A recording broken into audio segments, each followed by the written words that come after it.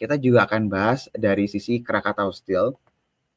Jadi sebenarnya kalau kita mundur ke beberapa bulan yang lalu ya, pembahasan awal Krakatau Steel itu kita mulai intens setelah bulan Juli, tapi sebelumnya di Mei akhir atau Juni kita sempat bahas beberapa perusahaan BUMN yang punya potensi dapat suntikan dana, kecenderungannya harusnya sentimen akan positif, padahal secara kinerja mungkin nggak terlalu bagus ya. Waktu itu ada 3 saham yang kita sebutkan.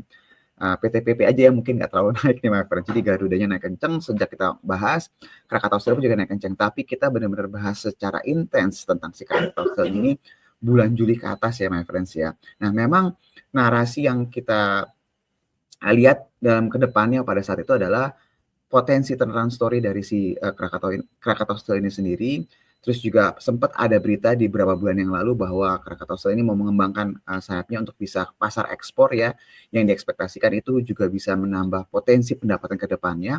Tapi baik lagi, pasti untuk perusahaan yang secara neracanya ini mungkin agak stretch ya, jadi perlu suntikan dana yang dalam skala yang besar. Jadi itu ekspektasinya pada saat itu kita melihat bahwa Krakatau Steel ini cukup menarik, meskipun kalau buat my friends yang senang sama perusahaan yang sehat atau mungkin yang rajin bagi dividen, Krakatau Steel ini mungkin tidak terlalu cocok.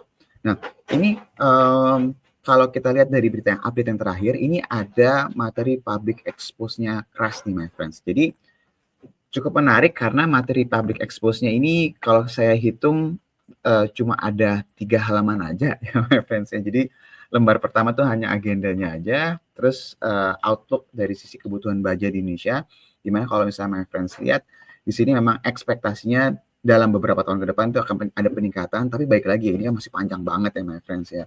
Tapi kalau my friends cek, salah satu yang menarik di sini adalah restrukturisasi keuangan nih my friends. Jadi di sini disebutkan bahwa berdasarkan materi public expose di sini disebutkan restrukturisasi keuangan diantaranya dukungan pendanaan modal kerja dari Danantara nih, hingga restrukturisasi hutang perseroan. Jadi my friends harus ingat, ketika ada perusahaan yang memang secara neracanya mungkin tergolong tidak terlalu sehat, normalnya itu memang butuh yang namanya suntikan dana supaya rasionya bagus lagi. Ketika rasionya bagus, yang paling mudah tuh rasio hutang terhadap ekuitasnya, sehingga dia bisa pinjam uang ke bank lagi atau bisa lebih agresif lagi.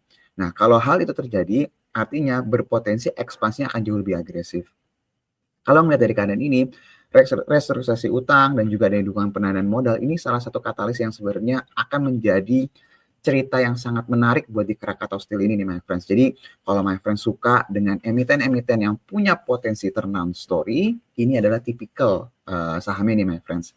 Resikonya apa? Ya resikonya kalau terjadi nggak jadi suntik modal atau mundur tahun depan atau 2 tahun lagi, atau mungkin restrukturisasi utangnya nggak berhasil, itu akan menjadi risikonya. Tapi kalau seandainya berhasil, ini akan menjadi salah satu sentimen yang sangat positif sekali buat Crush. Jadi buat yang belum punya sahamnya atau yang sudah punya sahamnya, perhatikan baik-baik narasi yang berhubungan dengan restrukturisasi hutang Krakatau Steel dan juga potensi pendanaan modal kerja dari Danantara nih my friends. Itu yang harus diperhatikan dari Crush ya. Jadi sejauh ini baik Tins maupun Crush sentimennya atau tesisnya masih on track ya my friends ya.